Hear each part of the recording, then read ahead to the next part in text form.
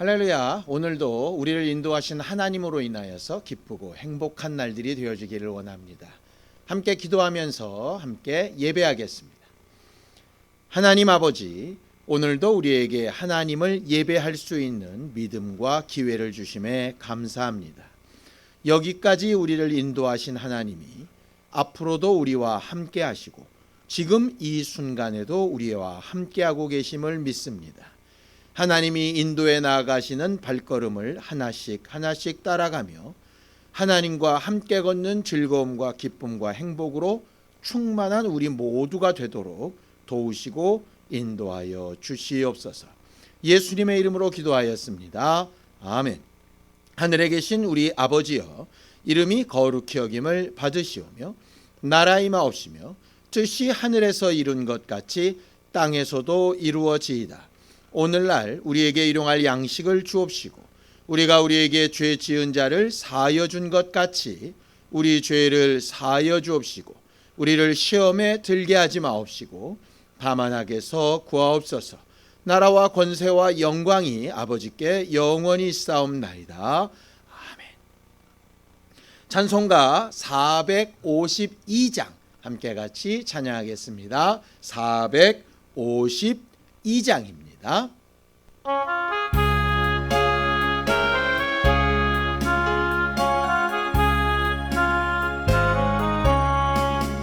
내 모든 소원 기도의 제목 예수를 닮기 원함이라. 예수님 영상 나 입기 위해 세상에 보아 끼잖네. 예수님 닮기 내가 원하네. 날 구원하신 예수님을 내 마음속에 지금 고도사 주님의 형상 인치소서. 무한한 사랑 풍성한 긍휼 슬픈 자 위로하시는 주. 길 잃은 죄인 부르는 예수 그 영상 담게 하옵소서. 예수님 닮기 내가 원하네. 날 구원하신 예수님을 내 마음속에 지금 고도사 주님의 영상 인치소서. 겸손한 예수 거룩한 주님 원수의 멸시 참으시사 우리를 위해 고난을 받은 구주를 닮게 하옵소서.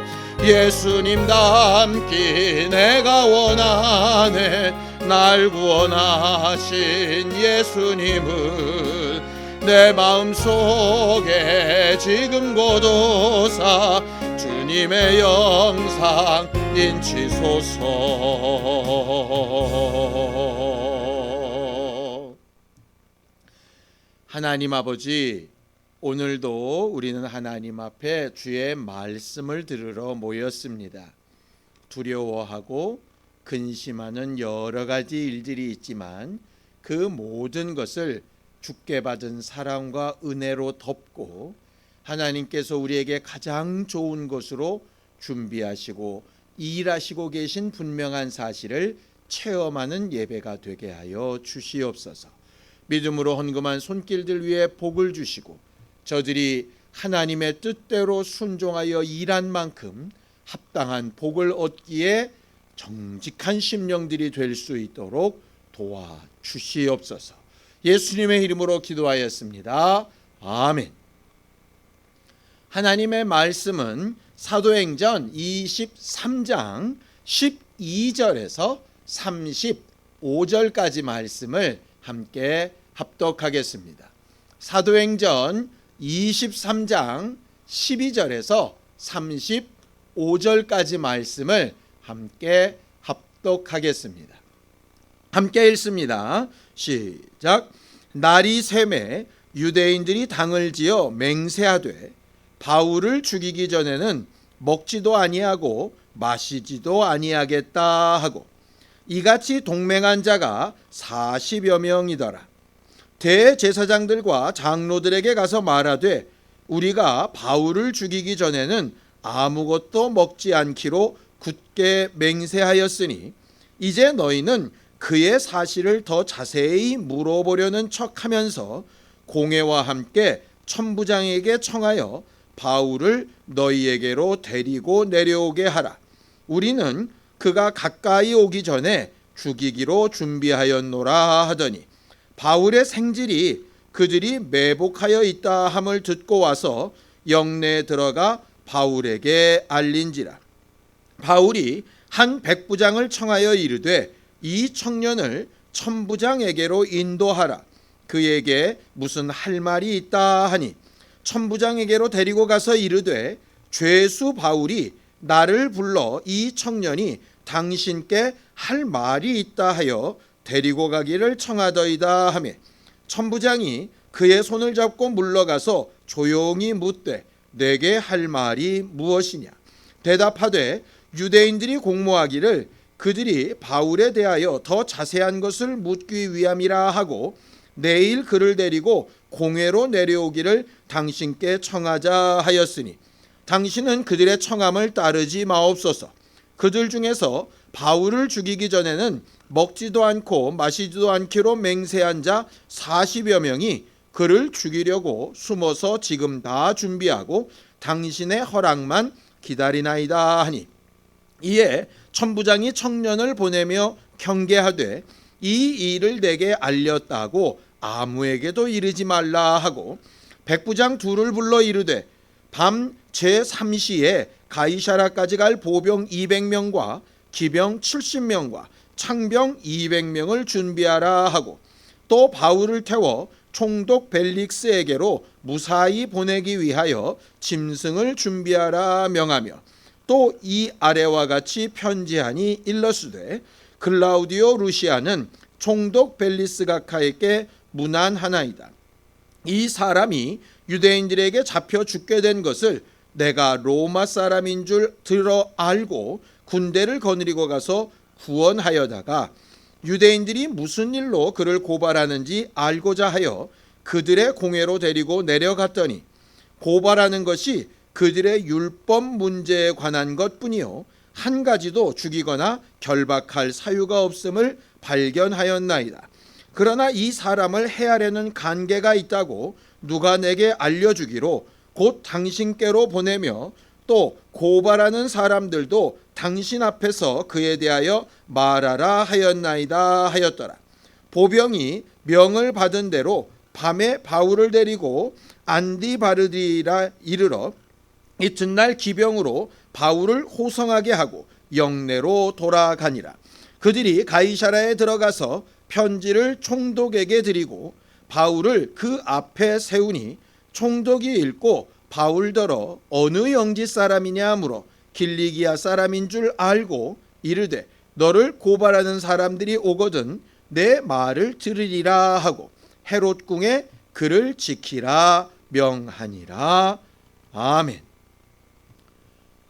선하신 하나님은 우리의 모든 것을 아시고 우리의 하는 모든 일들을 합력해서 하나님이 정하신 그 선한 목적대로 이루시는 하나님이십니다. 하나님은 선하시다. 생명을 살리는 일에 하나님의 뜻을 이루는 일에 완벽하시다라고 하는 그런 말이죠. 성경은 하나님에 대하여 이렇게 이야기를 합니다. 로마서 8장 28절입니다. 함께 읽습니다. 로마서 8장 28절 시작. 우리가 알거니와 하나님을 사랑하는 자 곧 그 뜻대로 부르심을 입은 자들에게는 모든 것이 합력하여 선을 이루느니라.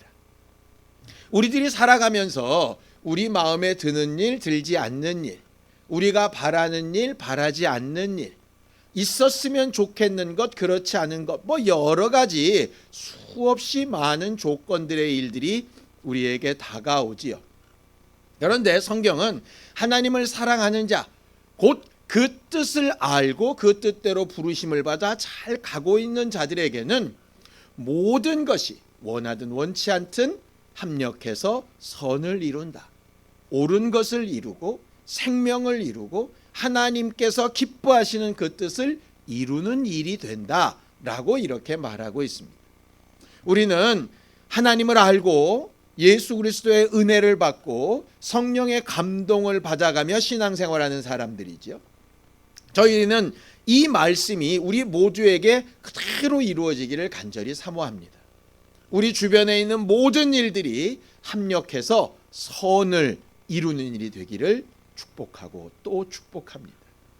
그러면 하나님이 말씀하신 합력해서 이루어져야 되는 그 선이라고 하는 것, 궁극적인 목표라고 하는 게 과연 뭔가? 이 땅에서 건강하고 오래 살고 돈 많고 명예가 있고 이러는 건가? 그런 거면 굉장히 좋겠는데 성경은 바로 그 다음 구절에 하나님께서 뜻하신 가장 궁극적인 선이 이것이다 라고 아주 너무 분명하게 이야기를 해놓고 있습니다. 바로 그 다음 절 로마서 8장 29절입니다. 함께 읽죠. 하나님이 미리 아신 자들을 또한 그 아들의 형상을 본받게 하기 위하여 미리 정하셨으니 이는 그로 많은 형제 중에서 맏아들이 되게 하려 하심이니라. 창세기에 있는 말씀을 좀 기억해 보시기 바랍니다. 하나님께서 사람인 우리를 만드실 때 가장 먼저 기준으로 삼으셨던 게 뭡니까? 저들을 우리의 형상을 따라 우리의 모양대로 만들자. 하나님의 형상, 하나님의 모양을 닮아서 하나님의 지배력과 하나님의 성품과 하나님의 뜻이 이루어지는 도구로 만들자. 모든 피조물들이 각각의 모양, 각각의 특성들을 가지고 있지만 사람은 하나님의 형상, 하나님의 모양을 따라 지음받은 존재라고 되어져 있습니다. 하나님께서 궁극적으로 이루고 싶어 하시는 최종적인 목적, 그 궁극적인 선이라고 하는 게 뭐냐? 하나님의 형상을 담는 거죠. 여기 형상이라는 말은 말 그대로 겉모습이란 뜻도 되고요, 성품이라는 말도 됩니다. 특성이라는 뜻도 됩니다. 성격이라는 말도 되죠. 하나님의 마음, 하나님의 성품, 하나님의 특성, 하나님의 모양, 이것을 드러낼 수 있도록 하게 하시는 것, 그것이 하나님께서 우리에게 바라시는 궁극적인 선함입니다. 우리가 하나님 앞에 우리 자신을 스스로 평가해 볼 때 나는 몇 점짜리일까 이렇게 본다면 하나님의 형상에 얼마나 닮아갔는가로 아마 평가를 해야 될 것 같습니다. 마치 국어 시험에는 국어가 평가 대상이 되고 수학 시험에는 수학이 평가 대상이 되는 것처럼 우리는 사람으로서, 피조물로서, 하나님의 자녀로서 무엇으로 평가 대상이 되어야 하느냐? 하나님의 형상에 얼만큼 닮았는가 하는 것이 아마 평가 대상일 겁니다. 하나님을 사랑하고 그의 뜻대로 부르심을 입은 자들에게는 고난이 되었든 좋은 일이 되었든 평범한 일이 되었든 특별한 일이 되었든 이 모든 일이 합력해서 하나님의 형상을 닮아가게 하는 일에 사용되어진다라고 하는 말입니다. 신앙생활을 하면서 여러 가지 어려운 일들이 참 많이 있지만 그 중에 정말 어렵고 설명하기 힘든 일이 의인이 고난을 당하는 일 같습니다. 잘못한 게 많고 실수가 많고 어그러진 게 많은 사람이 어려운 일을 당하고 힘든 일을 당하게 되면 할 말이 있습니다. 저가 저렇게 잘못했으니 거기에 대하여 벌을 받는 것이야. 저 사람이 저렇게 잘못했으니 그 일로 인하여 책임을 지는 거야. 이렇게 말하기가 되게 쉽습니다. 그런데 누가 봐도 다른 사람과 비교해 봤을 때 월등하게 나은 사람인데, 바꿔 말하면 그보다 훨씬 더 많은 거짓말, 훨씬 더 많은 죄, 훨씬 더 많은 실수와 잘못을 저지른 사람들도 멀쩡하게 살아있는데 그런 것과 거리가 멀고 그런 것들을 정말 떠나보려고 애쓰고 힘썼던 의인들이 고난을 받고 힘들고 어려워하는 것들을 볼 때마다 목사로서 또 먼저 믿는 사람으로서 뭐라고 사실 할 말이 없게 되는 경우들이 꽤 많이 있죠. 하나님께서 우리를 하나님의 형상을 따라 닮아가는 존재로 만드실 때 그 모델 케이스를 하나님의 아들 예수 그리스도로 만드셨지요. 성경을 좀 보죠. 빌립보서 3장 21절입니다. 빌립보서 3장 21절 함께 읽습니다. 시작. 그는 만물을 자기에게 복종하게 하실 수 있는 자의 역사로 우리의 낮은 몸을 자기 영광의 몸의 형체와 같이 변하게 하시리라. 이 말씀이 별거 아닌 것 같지만 꽤 중요한 내용들이 들어 있습니다. 여기서 말한 그는 이라고 하는 건 예수 그리스도를 말하겠죠. 예수 그리스도는 만물을 자기에게 복종하게 하실 수 있는 자 누구겠습니까? 예수 그리스도의 아버지, 우리가 아버지라 부르는 하나님이시죠. 하나님의 능력으로 말미암아 우리의 낮은 몸, 육체로 되어져 있고 죄악에 속해 있고 저주 가운데 있으며 실수와 실패가 많고 부족한 이 몸을 예수 그리스도가 가지셨던 영광의 몸으로 변하게 하실 것이다. 우리가 이번 달에 부활에 대해서 계속 배우고 있는데 마치 부활로 예수 그리스도의 형상에 이르는 것처럼 그렇게 영광의 몸으로 변화시키실 것이다. 근데 문제는 뭐냐? 영광의 몸으로 변화되는 일에 예수께서 당하신 것과 같은 고난과 고통이 분명히 선제된다라고 하는 것이죠. 예수께서 이런 말씀하신 적이 있습니다. 너희가 만약에 세상에 속하였다면 세상이 너희를 사랑했을 것이다. 그런데 세상에 속하지 아니하였기 때문에 세상은 너희를 거부하고 너희에게 고난과 고통을 줄 수 있다. 고통과 고난에는 두 가지가 있는데 하나는 내 죄악과 잘못된 것 때문에 얻는 고난이 있고 또 하나는 내가 이 세상에 속하지 않고 하나님께 속한 특성을 가지고 있기 때문에 저항을 받는 부분이 있다라고 하는 것이죠.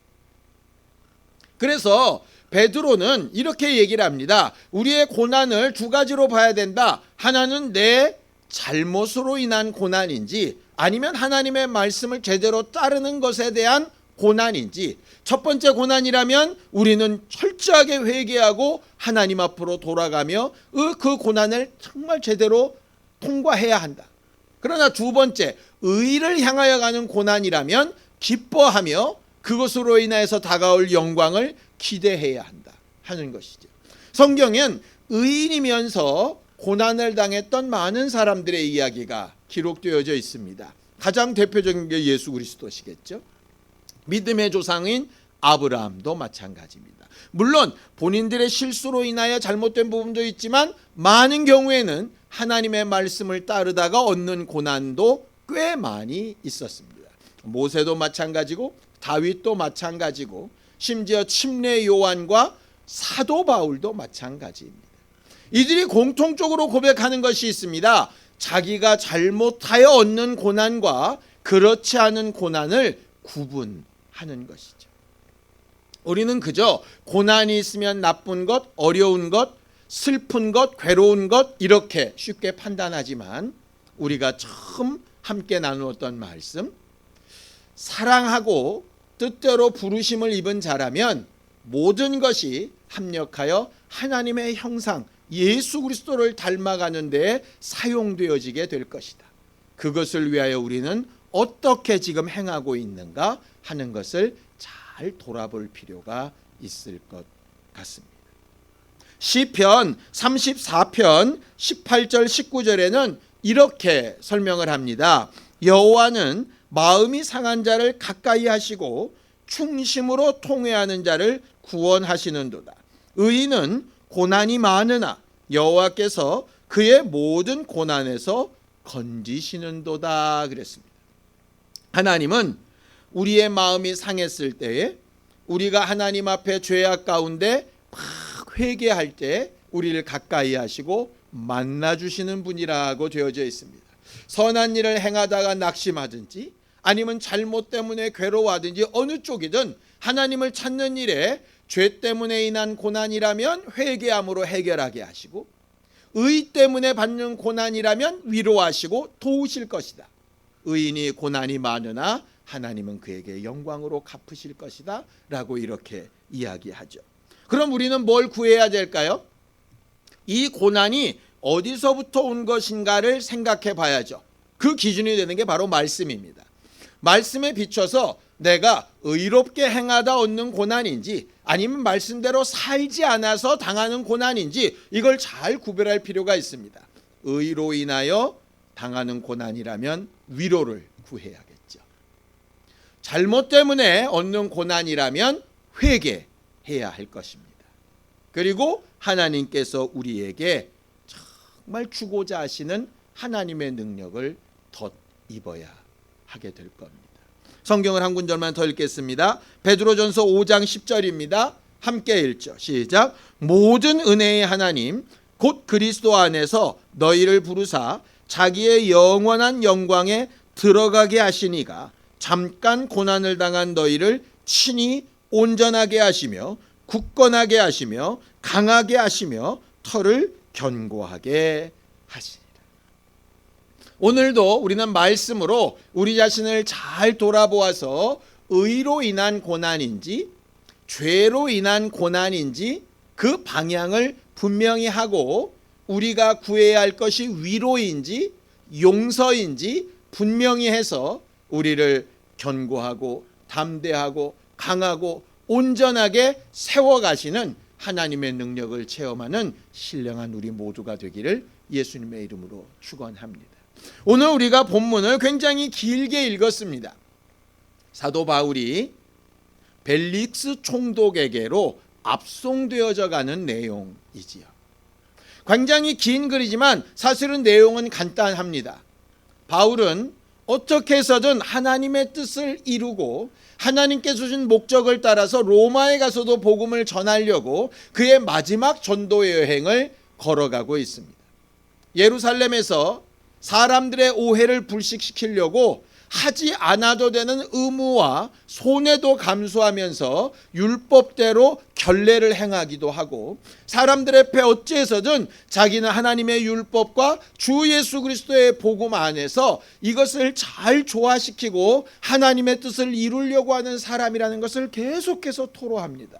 그런데 상대가 되는 사람들은 그의 어떤 노력에도 변화되지 않고 계속해서 핍박하고 핍박하죠. 기도하고 어느 정도 수고하면 문제가 해결이 나야 되는데 기도하고 수고하고 애쓰는데도 일이 계속 꼬여만 갑니다. 회중들 앞에서 변명을 해도 일이 꼬이고 공회에 가서 변호를 해도 일이 꼬입니다. 그 정도가 아닙니다. 이제는 얼마나 사람들의 마음에 악감정이 생겼던지 바울이 회중들 앞에서 변명하고 공회에서 올바르게 변호했던 일들로 인하여서 자기들의 주장이 깨질 위치가 되니까 이제는 합리적인 논리나 재판의 도구가 아니라 무력으로 그냥 바울을 무조건 죽이려고 하는 것이죠. 바울을 죽이기 전에는 먹지도 마시지도 않겠다라고 결심한 암살자가 40명이나 되게 된 겁니다. 참 무서운 일이지요. 왜 이렇게 일은 점점 더 어려워질까요? 우리가 병중에서 기도를 합니다. 기도하고 중보하고 사람들한테 도움을 요청하고 이러면 상황이 나아지고 좋아지고 뭐 이래야 우리가 응답을 기대해 보지 않겠습니까? 어렵게 꼬이고 힘들어진 일들이 대화를 통하고 기도하면서 만나보고 서로 용서하고 용납하고 이러면 뭐가 좀 풀려가야 이게 하나님께서 일하시는구나 이런 마음이 들지 않겠습니까? 그런데 애쓰고 힘쓰고 노력하고 별걸 다 하는데 일이 점점점 악화되고 꼬여가는 거예요. 바울의 입장에서 생각을 해봅시다. 뭘 잘못했습니까? 너무 억울하죠. 지금 이런 상황이 이해가 되질 않습니다. 바로 앞절에 내가 로마에서도 이 복음을 전해야 되리라 분명한 목적을 가지고 있으니까 지금 참고 있는데 도대체 이 일이 어디로 흘러갈까 두렵기도 하고 근심이 되기도 합니다. 그들의 괴계대로 한 번 더 공회에 나갔다가는 가는 길에 복음을 전하기도 전에 죽게 될 상황이 벌어졌습니다. 이 어렵고 힘들고 암담해 보이는 상황을 하나님은 어떻게 일하실까요? 그 일을 합력해서 선을 이루는 일로 바꾸십니다. 첫 번째는 뭐냐 하면 그렇게 비밀에 붙여져서 바울을 죽일 때까지 정말 비밀의 비밀로 되어야 될 그 내용이 너무나도 우연찮게 바울의 조카의 귀에 들려지게 됩니다. 이게 참 신기한 일입니다. 알지 말아야 될 사람이 알게 된 거죠. 예전에 제가 가장 많이 궁금해했던 것 중에 하나가 이런 거였습니다. 대제사장들과 바리새인들과 서기관들은 예수가 메시아가 아니라고 주장해서 예수를 죽입니다. 예수를 팔려고 온 가룟 유다에게 돈을 세매 주지요. 성경을 가장 잘 안다는 사람들이 메시아가 아니라고 주장하면서 성경에 예언된 대로 메시아에게 작정된 갓 30을 치러줍니다. 더 웃긴 건 가룟 유다가 그것을 정말 성전에다 던져놓고 죽었을 때에 그 핏값을 나그네 밭을 이렇게 사서 무덤을 삼습니다. 이것도 사실은 너무 이상합니다. 그들은 예수가 메시아가 아니라고 하면서 예수가 메시아라고 하는 일에 아주 적극적으로 움직입니다. 어떻게 하나같이 똑같은 생각으로 그렇게 잘못된 판단을 할 수 있는 건지, 그러면서도 자기들은 잘못된 걸 전혀 못 느끼는 거죠. 왜 이럴 수 있을까? 어떻게 이럴 수 있을까? 결과적으로 사람들의 마음을 이렇게 몰고 가시는 하나님의 뜻 아닐까? 이런 생각이 드는 것이죠. 두 번째는 이 바울의 조카가 그런 정보를 듣자마자 바울에게 달려갑니다. 바울에게 얘기를 했습니다. 바울이 이것을 동네방네 떠드는 게 아니라 이 조카를 백부장에게 소개하고요, 이 백부장을 통해서 천부장을 만나게 합니다. 생각해 보십시오. 바울이 직접 얘기하는 게 훨씬 더 편하지 않겠습니까? 그런데 알지도 못하는 조카를 백부장에게 소개를 합니다. 이 백부장이 바울을 뭐라고 부르고 있느냐 하면 죄수 바울이라고 이렇게 부릅니다. 바울은 죄수입니다. 죄수가 자기에게 위협이 있다고 얘기하는 걸 과연 백부장이 100% 믿어줘야 될까요? 말 그대로 재판장에 가기 싫으니까 꼼수를 쓰는 걸 수도 있지 않습니까? 믿지 않는 사람이고 바울을 잘 모르는 사람의 입장에서는 당연히 그렇게 생각할 수도 있지 않겠습니까? 그는 백부장입니다. 100명의 부하를 이끄는 대단한 사람입니다. 그런데 그에게 와서 당신은 능력 없으니 천부장에게 얘기하라 그러면 자존심 안 상하겠습니까? 사실은 이 사람이 마음이 꼬여서 쓸데없는 소리라 끊어버리든가, 내게는 말하지 않으면서 무슨 천부장에게만 얘기하냐고 얘기하면 이 모든 일이 다 틀어질 수도 있는 상황입니다. 그런데 이 백부장은 너무나도 순수하게 이 바울의 조카를 데리고 천부장에게 가서 죄수인 바울이 이 사람의 일을 통해서 당신한테 드려질 말이 있다고 하더이다 라고 전달자의 역할만 하고 사라지게 됩니다. 천부장도 이상하죠. 그 시간이 밤이었습니다. 이미 퇴근을 하고 자기의 쉴 자리에 있는데 갑자기 긴급하게 알지도 못하는 사람이 와서 바울의 조카라고 하면서 그냥 말도 안 되는 얘기를 하는 겁니다. 아직 다른 사람들이 이 천부장에게 바울을 요청한 것도 아닌데 요청을 하게 된다면 그렇게 하지 마십시오. 가는 길에 암살 음모가 있다라고 얘기를 합니다. 이 말을 또 너무 순수하게 천부장은 믿습니다. 그들의 마음 하나하나를 이렇게 움직이시는 분이 누구실까요? 성경은 잠언서 16장 9절에 사람이 마음으로 자기의 길을 계획할지라도 그의 걸음을 인도하시는 이는 하나님이시라고 이렇게 이야기하고 있습니다. 하나님께서 조카의 마음을, 조카가 그런 소식을 들을 수 있도록 전달해 주는 사람의 마음을, 백부장의 마음과 천부장의 마음을 이렇게 움직이신 것이죠.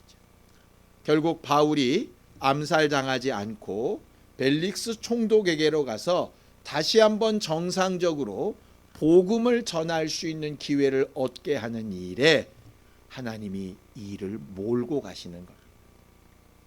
암살자들이 준비된 것, 그들이 바울을 죽이기 위해서 함정을 판 것, 분명히 위험하고 잘못된 일 맞습니다. 어렵고 힘든 일 맞습니다. 그런데 하나님은 그 일을 어떻게 바꾸시느냐? 이렇게 바꾸십니다. 이 천부장이 밤 9시에 긴급 명령을 내립니다. 몇 명을 동원하느냐? 자기가 동원할 수 있는 1000명의 군사 가운데 거의 절반 470명을 동원을 하지요. 보병 200명, 창병 200명, 말타는 기병 70명입니다. 그리고 죄수를 빨리 움직이게 하기 위해서 기병들과 함께 움직일 수 있도록 탈 것을 준비합니다. 자기 수하의 절반 가까이 되는 병사들로 가득 채워서 40명의 암살자들이 도무지 손도 못 대게끔 바울을 완벽하게 보호한 다음에 벨릭스에게로 보냅니다. 남들이 볼 때는 죄인이라 압송되어지는 것 같지만 어느 나라 대통령의 경호보다도 훨씬 더 강력하게 경호를 받으면서 복음을 전하러 가고 있는 모습이 보여지게 됩니다. 보는 각도에 따라서 완전히 달라지게 되는 것이죠. 사람들이 볼 때는 바울이 죽음의 위협 때문에 죄도 없이 죄사슬에 매여서 정말 알 수 없는 재판장으로 간다라고 보여질 수 있을 겁니다. 그런데 하나님의 입장에서 보면 예수 그리스도를 닮은 바울이 예수 그리스도의 복음을 제대로 증거하기 위해서 470명이 되는 군인을 동원해서 너무나도 안전한 도구를 만들어 그를 정상적인 복음 전도지로 보내고 있는 모습이 보여지게 되는 것이죠.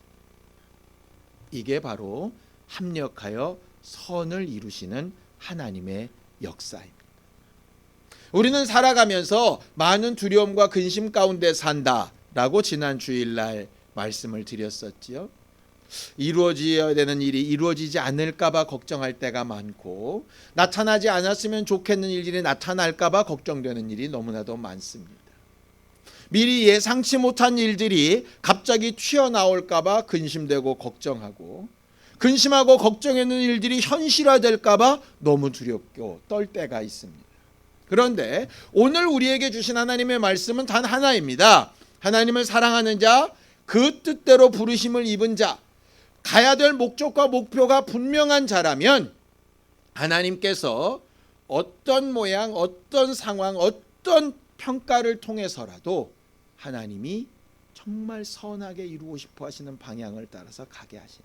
그럼 우리가 구하며 간구해야 될 부분이 뭡니까? 하나님께서 우리에게 궁극적으로 보기 원하시고 우리를 통하여 나타내기 원하시는 하나님의 뜻, 하나님의 궁극적인 선을 향해서 내가 가고 있는가 하는 것의 문제이죠. 장례를 치르다 보면 간혹 상주들이 굉장히 피곤하고 힘든 때가 있습니다. 왜냐하면 장례 예식에는 여러 가지 단계들이 있거든요. 바로 돌아가셨을 때 임종 예배를 드리는 경우, 그 다음 날 입관을 하고 예배하는 경우, 마지막 날 새벽에 발인으로 가는 경우, 장지에 가서 하관을 하는 경우, 돌아와서 위로 예배를 하고 또 그 다음에 추도식을 하고 하는 이런 것들이 있습니다. 너무 형식이 많다. 아니면 그거는 기독교 예식이 아니다. 이방의 문화를 끌어들여 가지고 잘못된 예배를 만든 거다. 뭐 여러 가지 논쟁들이 있습니다. 소위 돌예배가 성경적으로 맞냐? 뭐 회감 예배, 팔순 예배가 성경적으로 맞냐? 뭐 사실은 여러 가지 논쟁이 가능하지요. 근데 옳으냐 그르냐, 맞냐 틀리냐 보다 정말 중요한 것 하나가 뭐냐 하면 그렇게 하는 목적이 뭐냐라고 하는 것이죠. 만약에 상주들을 그냥 위로하는 목적, 그들에게 정말 어떤 달콤한 말을 해주는 것, 그런 것이라면 사실은 필요 없다고 생각합니다. 형식을 위한 형식이라면 필요 없다고 생각합니다. 그런데 만약 그런 거를 통해서라도 복음을 전할 수 있는 기회가 한 번이라도 더 생긴다면 그거는 꽤 의미가 있는 일입니다. 왜냐? 예수께서 헤롯 앞에서도 빌라도 앞에서도 아니 십자가 위에서까지라도 그는 계속해서 복음을 말하는 일에 주저하지 않으셨거든요. 사도 바울도 마찬가지입니다. 어떤 상황, 어떤 형편에서든지 형편이 이렇다, 상황이 이렇다, 힘이 없다, 괴롭다 하는 것으로 끝나는 게 아니라 매이면 매인대로, 자유하면 자유한 대로, 그가 이방인에게는 이방인대로, 유대인에게는 유대인대로 각각의 상황에서 그가 할 수 있는 최선의 선, 예수 그리스도의 복음을 말하고 예수 그리스도를 닮은 모습을 드러내고 증거하는 기회를 삼는 일에 그는 최선을 다했던 거죠. 우리의 연약함이나 죄악된 일의 결과들이 드러날 수 있습니다. 좋습니다. 우리가 이만큼 연약한데 하나님은 온전하시다라고 말하는 기회가 된다면 우리의 연약함이 도리어 복음을 전하는 기회가 될 수 있겠죠. 우리의 능력은 보통 없지만 하나님께서 도우셔서 예상치 못한 좋은 결과를 얻었다 칩시다. 정말 아름다운 일입니다. 하나님이 도우셔서 이렇게 했다라고 말할 수 있으면 좋을 겁니다. 이 모든 과정을 다 통틀어 하나님께서 말씀하시는 것이 이것입니다. 합력하여 선을 이루게 될 것. 우리가 처한 상황들이 각각 다르고 우리가 처한 환경들이 각각 다르고 우리가 만나는 사람들이 각각 다를 겁니다. 그들 앞에서 우리는 예수 그리스도의 형상을 닮아가는 일로 얼만큼 가까이 가고 얼만큼 그 일을 감당하고 있는가라고 하는 것이 우리들의 신앙생활의 목표가 돼야 되지 않겠습니까? 죄악 가운데 있다면 회개할 수 있는 기회였으면 좋겠습니다.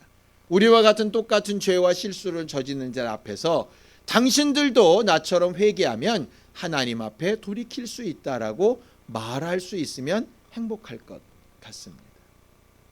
낙심하고 실망한 자들에게 뭔가 잘하고 있는 것이 있다면 그것을 내보여서 내 힘과 능력이 아니라 하나님께서 도우셔서 여기까지 왔고 앞으로도 그렇게 갈 거라고 말할 수 있는 우리가 되었으면 참 좋겠습니다. 우리 때문에 스스로 낙심하여 넘어지지도 않고 우리 때문에 스스로 자고하여 넘어지지도 않는 우리였으면 참 좋겠습니다.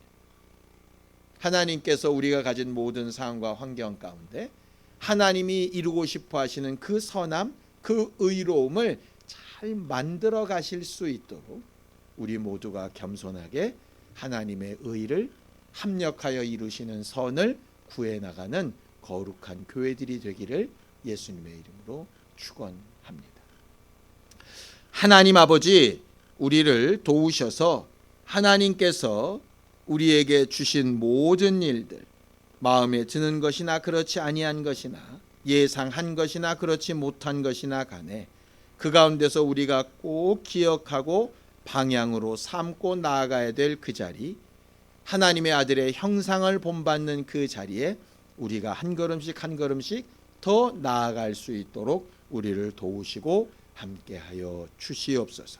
혹 고난 가운데 있다면 회개하게 하시든 또 위로받게 하시든 그 가운데 하나님의 형상이 드러나게 하여 주시옵시고, 영광 가운데 있다면 스스로 자고하지 아니하고 겸손하여서 주께 받은 은혜와 사랑을 깊이 기억하고 전하고 말할 수 있는 우리 모두가 되도록 도우시고 함께하여 주시옵소서.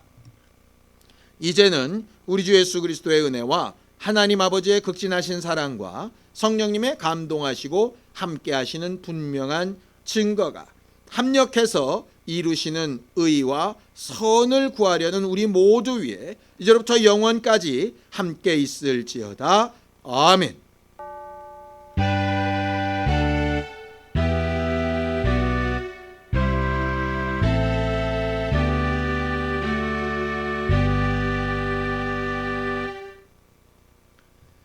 우리 예배 받으신 하나님 앞에 감사하며 예배 마치겠습니다. 수고하셨습니다. 감사합니다.